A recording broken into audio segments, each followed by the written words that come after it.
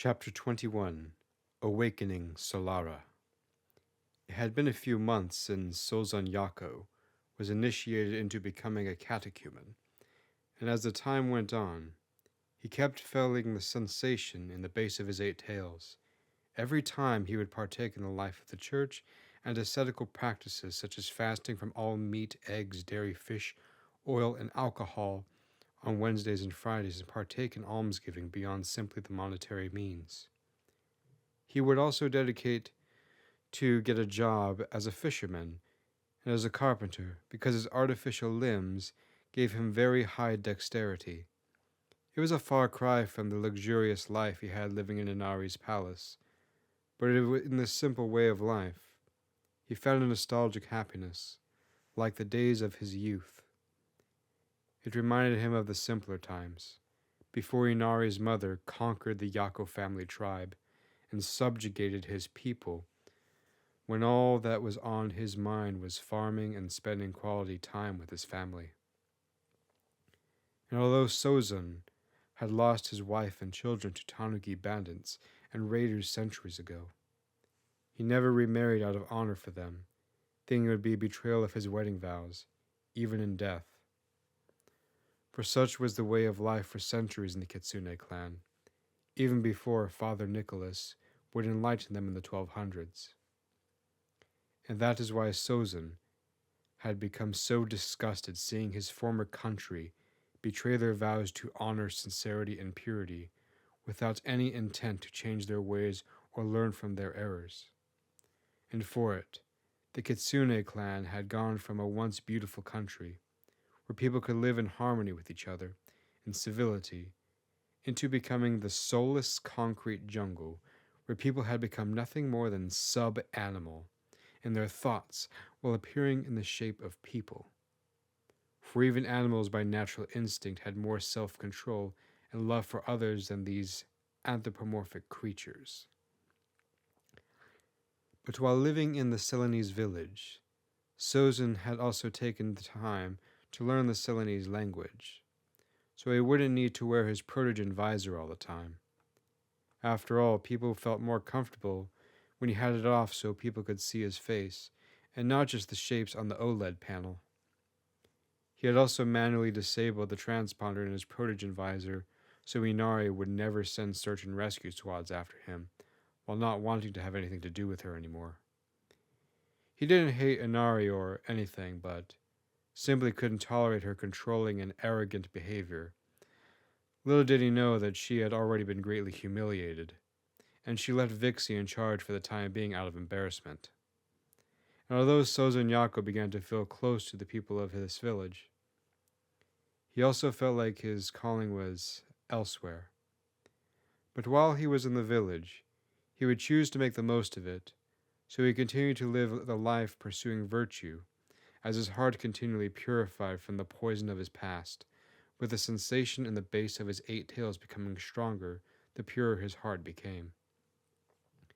Then eventually, after 40 weeks, since he was shot down by James Wolfe and begun his spiritual journey, the day of Sozan's baptism and rebirth had come, and with it, Sozan saw it not as a means of washing away his sins only, but also starting a new life. And he even referred to himself by the name of his patron saint, Moshi the Blacktail, rather than the name of his birth. Then even on his personal documents he had his name changed to be Moshi Blacktail, with that name being the name on his now Ceylonese passport as a citizen of the Ceylonese Empire. And then another thing had also happened while Sozan was living in the village. A few days after his baptism, he noticed the burning sensation in the base of his 8 tails had ceased, and suddenly he had a 9th tail. But despite this, he didn't care all that much or as if it were something important, but simply went along his way pursuing a life of repentance and virtue. Cursed relics.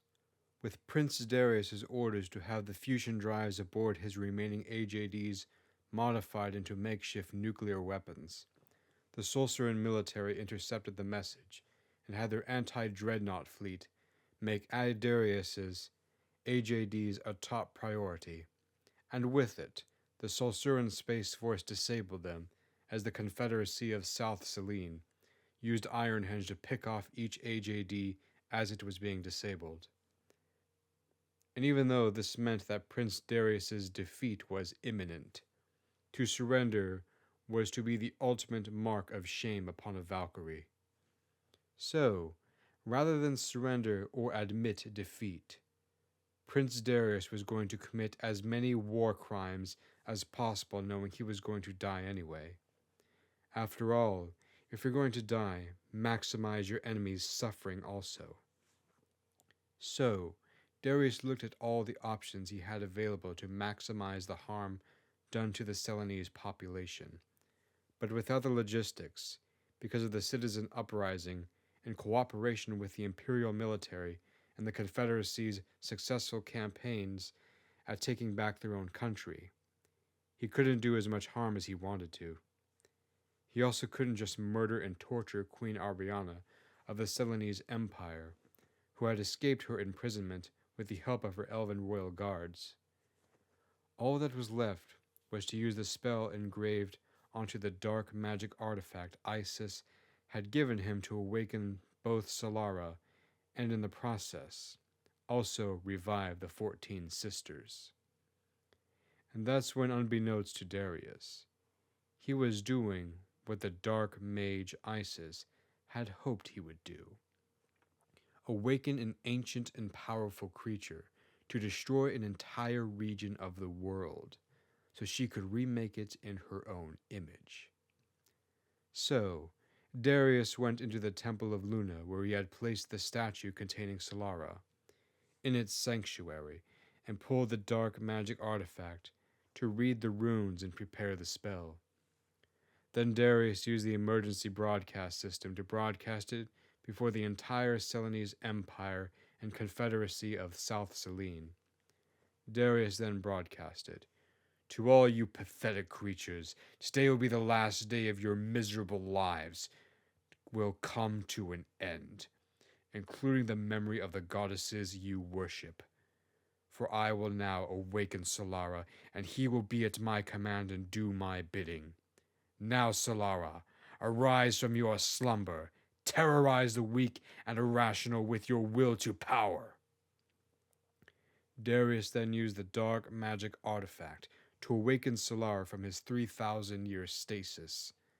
Darius then commanded, "Destroy these creatures, as the Vertok legends say you were created to do." But Solara did not listen to Darius's command. Darius then demanded, "You will do as I say. I freed you from your prison. You owe your allegiance to me."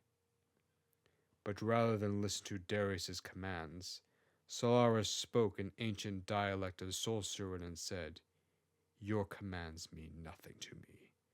I have unfinished business with Luna and her sisters.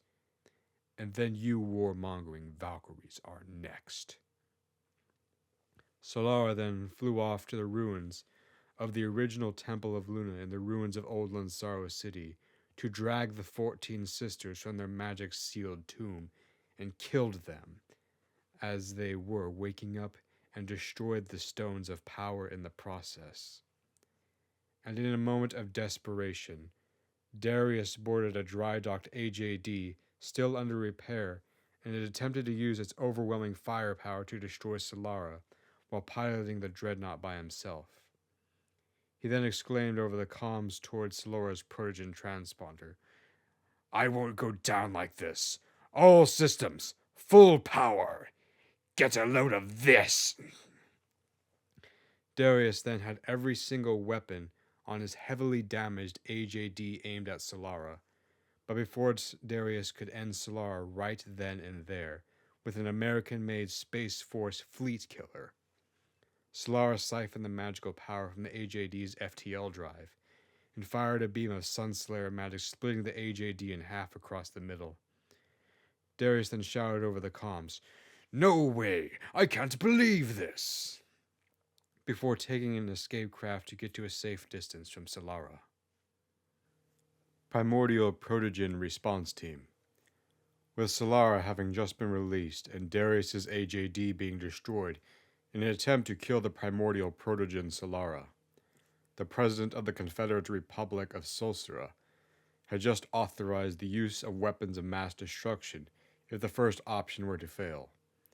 After all, if a region-destroying primordial protogen was on the loose, the Solstran military was going to make absolutely sure that thing was dead, even if that meant vaporizing multiple cities in the process.